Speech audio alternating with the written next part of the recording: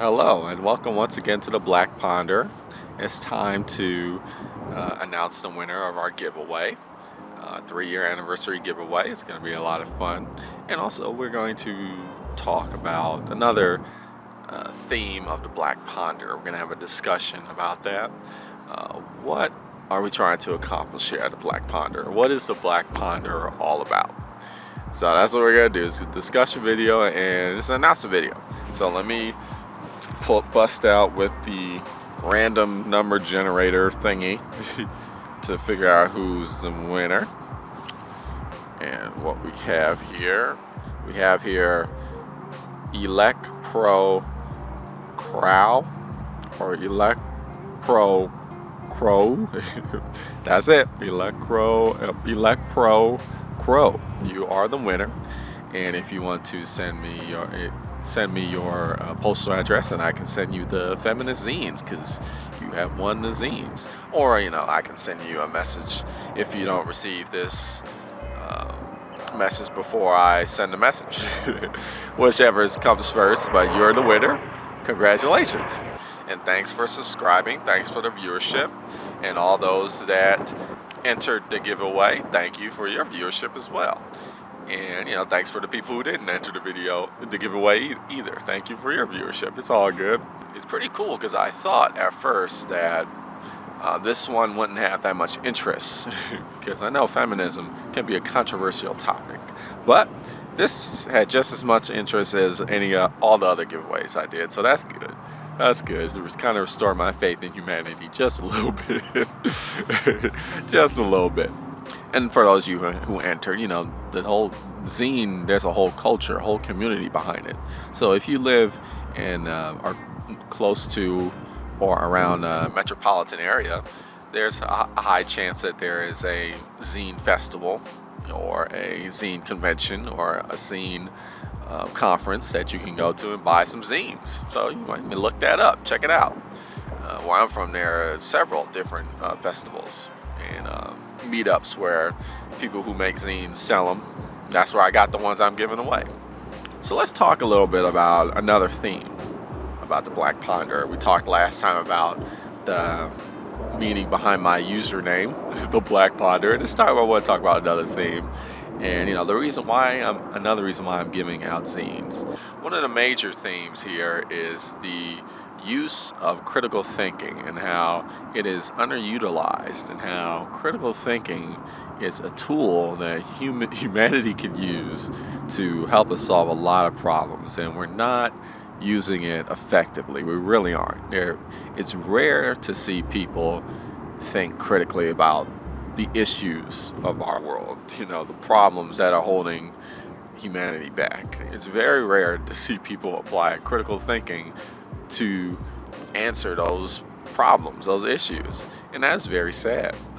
One of the reasons why I like philosophy so much is because philosophy allows you to exercise your critical thinking skills. If you want to get stronger, you want to get more buffer, you want to get healthier, you exercise, right? You go to the gym, or you jog, or you eat healthier, that's how you get more stronger. If you want to learn a language, for instance, well, you practice. You immerse yourself in the language. You talk to people who speak the language. You do exercises, writing down the language, studying the language. You exercise the skill to get better at it, right? And philosophy is a way for you to exercise critical thinking skills.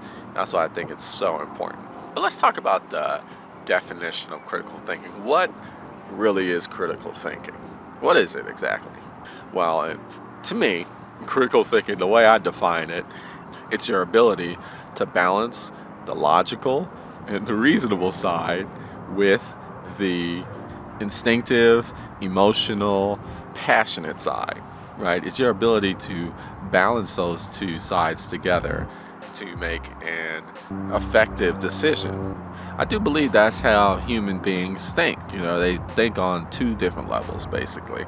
If you want to break it down on an abstract level, there's you can break something down logically, or use reason to determine what's going on, or you can look at something from just an instinctive, kind of make a decision from the gut, very passionate type of decision, right? Emotional response. These are two ways to address a problem, an issue, a concern. Okay, I have a prop that I want to share with you. It is uh, this book, Friedrich Nietzsche's The Birth of Tragedy. Right, it's a book. I did a video about this book like 2.5 years ago on this channel. It is definitely one of Nietzsche's best work. I definitely feel that is the case, even though there is parts of the book that I disagree with, and even Nietzsche himself, after several years of the book coming out, when it was republished, he wrote an introduction to it, criticizing it, heavily criticizing it, saying, basically saying, it was more of a, what I wrote in The Birth of Tragedy was kind of a rant. I was kind of just going off on a stream of consciousness. The philosophy wasn't structured very well. He critiqued it. He didn't consider it his best work. It was actually his first official philosophical work. And another interesting thing about it is that he would later use these terms, the terms that he mentions in this book, he later uses them in future philosophical texts that he writes in different ways. He defines these terms differently in the future, which is very interesting. However, I still believe that the main theme of this book, the main philosophical theme, is quite accurate, it's quite true, and it's quite relevant to today, right? I think that he was really onto something with The Birth of Tragedy. He really was. And he talks about those two sides of the human nature, the human way of thinking, the human way of going about things. He talks about the reasonable, logical side, and he calls that the Apollonian. He talks about the passionate, instinctive, emotional side. He calls that the Dionysian, right, based off of the two Greek gods, Apollo and Dionysius, right? What I want to bring up is a comment that a person put on that video, and the comment, it was one of the first comments I ever got on my channel, and it said that, this is a great introduction, summary to this work, this philosophical work, but you have to understand, this is what the comment basically was saying, paraphrasing here, you have to understand that Apollonian is just as important as the Dionysian. They're equally as important. No side is bigger than the other side, or more important than the other side. The Apollonian is not subordinate to the Dionysian, and vice versa. They both hold equal value. And this is true. Like, I agree with that. I agree with that. Now, in the video, I was saying that it seemed to me that Nietzsche was saying, he was putting the Dionysian on a pedestal, right? The passionate, emotional side, he was given that priority, right? He was saying, just by the language he was using, with the fact that he was heavily criticizing Socrates and, the rational side, he was really downplaying that in this Birth of Tragedy, and he was also really praising the passionate and the instinctive, really, celebrating it in a way that seems like he was raising it up higher than Apollonian. I think that's what he was doing. Now, if that commenter was saying that Nietzsche was kind of wrong and it is equal, both sides are equal, then I agree with the commenter. That's definitely true. But if the commenter was saying that that's how Nietzsche felt, then I don't know. I don't know if I agree with that, because the way I read it, it seemed like he was putting heavy emphasis and priority and more importance on the Dionysian. That's just how I read it, though. But what the commenter said is right. In my opinion, I agree with that commenter. Is that it's just as important. Each side is just as important, and recognizing that is being critical about your thinking. We're seeing that a lot these days. We're seeing that a lot. In this current world we live in today. Although, this is how it's been throughout the ages. Is really nothing new, but you definitely, people are noticing it now with the whole political situation going on, and and all throughout the world. People are making decisions, things are happening, and it's kind of crazy. It's kind of, in a way, unbelievable in a sense. It's like, what's going on? This world, what's going on? People are, things are happening, and it's like, this is not making sense. This is defying logic. Like, where's the rationality in this? Well, what's happening is that people are allowing their emotions and their feelings and their instincts really to dominate their way of thinking. I'm from the San Francisco Bay Area, right? The California, very liberal part of California, I would say. And man, you should have been here. You might have been it. You might be a viewer that knows. You might have should have been here. I'm from the city of Oakland, right? You should have been in downtown Oakland the day after the United States presidential election. You should have been there. It was it was crazy. It was crazy. Downtown Oakland, I have never seen so many angry white people in my life. And also I'm like, where's all the colored people? where's all the color? It was just this mob of angry white, they were pissed off that Donald Trump won the president. They were really upset. I was a little scared. I was like, damn, these people are mad as hell. Now, I'm not, I also didn't vote for Trump, but I mean, damn, the emotion, people were upset. You know what I'm saying? And I think our current president really tapped into that Dionysian aspect of the way humans think. He really tapped into that. And he really rode the wave of that. And a lot of people were in that Dionysian mode. They really were. I think a lot of people failed to see, because a lot of people were shocked that he won, right? They were shocked. But I think a lot of people that were shocked were putting that Apollonian above the Dionysian. They were like making the Dionysian subordinate to the Apollonian, right? They were thinking that rationality, logic, reason would win out in the end. It would dominate. People would go toward that rational, logical side, and that's where we're headed. That's what a lot of people thought, who were surprised. But you have to understand, human beings are not robots. We're not computers. Our emotion, our feelings, our instincts, it plays a huge part in our decision-making process. You can't dismiss that aspect of humanity. You really can't. And I think one of the reasons why the current president won, or that he got a lot of support, what was going on is that the Dionysiac, this passionate, emotional side, people were pissed. They were upset about their current situation, about how economically they were really suffering. And it wasn't about, okay, what makes the most sense. It's about, look, this is how I feel at the moment, and I'm going to make a decision based off of how I feel, right?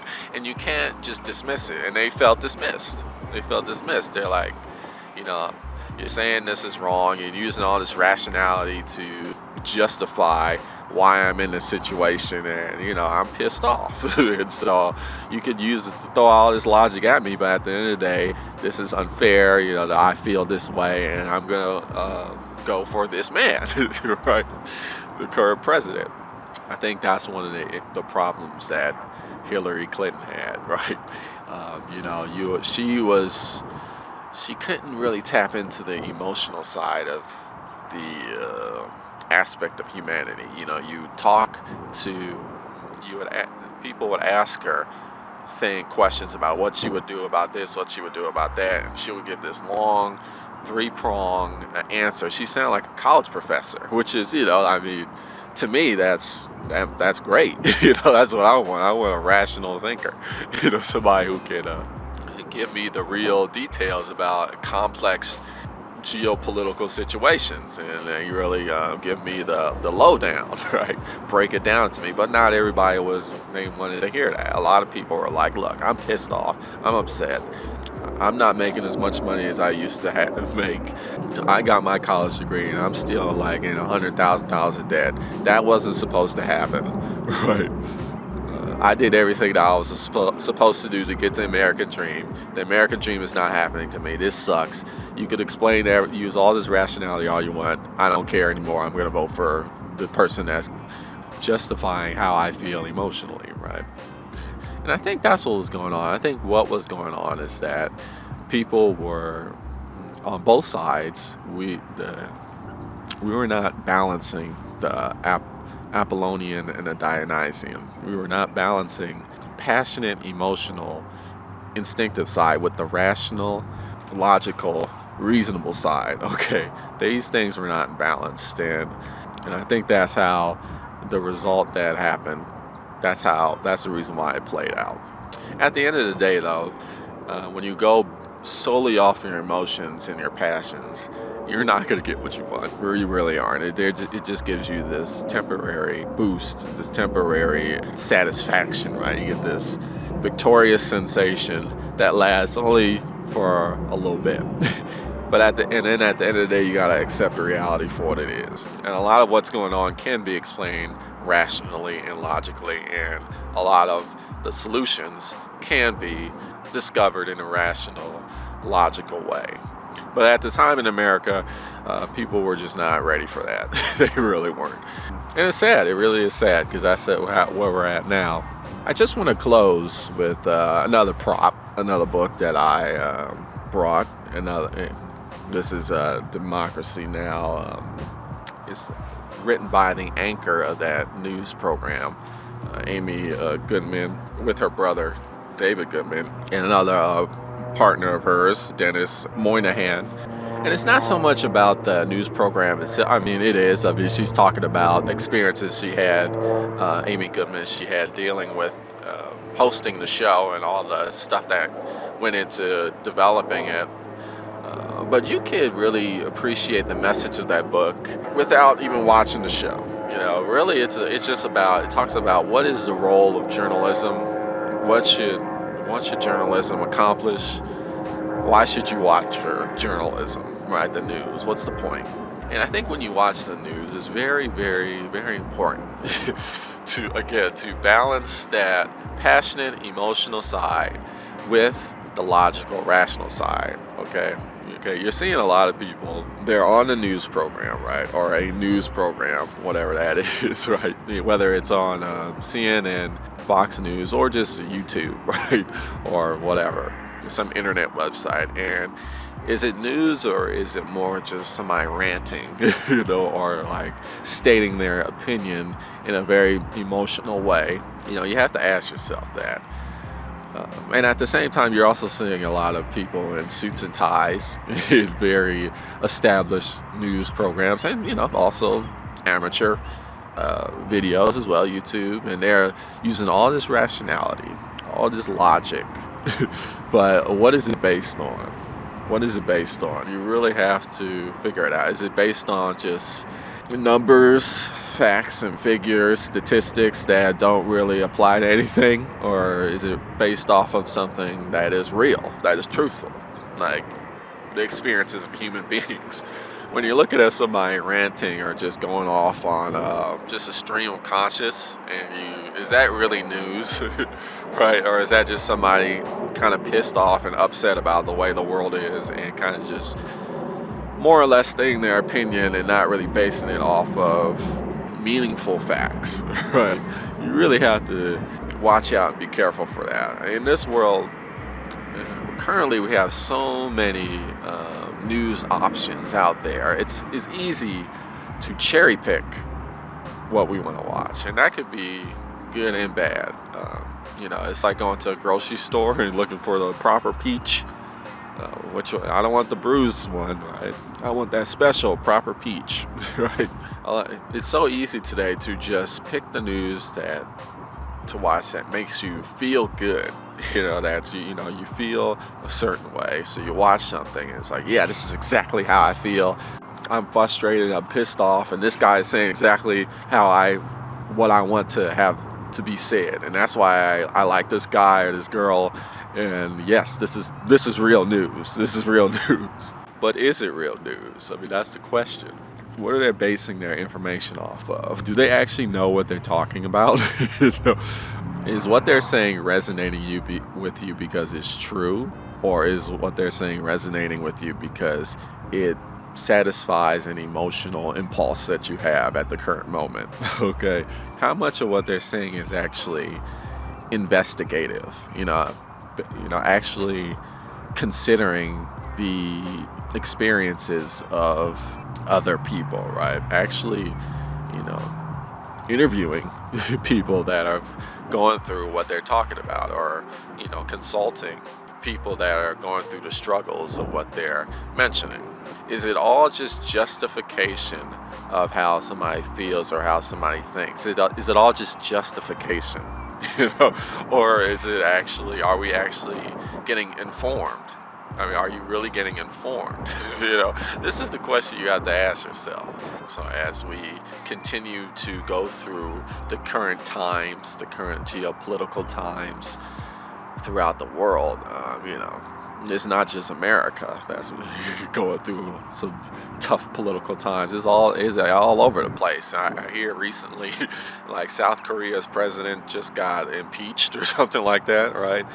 And so they must be reeling through some craziness too. I know I'm hearing Brazil's president just going through some sort of impeachment as well. Of course, with the United Kingdom, you have the whole referendum and that Brexit thing. They're going through some tough times too. It's just going all over the place. But at the end of the day, it's always been like this. It's always been like this. We're just feeling it more so now for whatever reason, or just a lot more white people are pissed off for some reason. This is more of a discussion video. Did I actually, it's more rambly than usual. I wanted to make a more loose, rambly video, just as as part of the celebration of the 3 years that we've been around the Black Ponder. Am I right? Am I wrong? I don't know. I'm just trying to apply the things that I've read to the current situation and just share with you how I think. Just if you'd like to add to the conversation, agree, disagree, or have something else to add, comment, I always say feel free to comment, but you can comment whether I want you to do it to or not. You know what I'm saying? It's like, I don't disable my comments. So, just let's discuss, philosophize. We're going to keep it rolling here on the Black Ponder. Again, thanks for watching. Thanks for the subscriptions, the viewerships, the participation, the comments. Keep them coming. I love them. And we ain't stopping. We're here to stay. This is the Black Ponder. Tune in next time for more philosophical thought.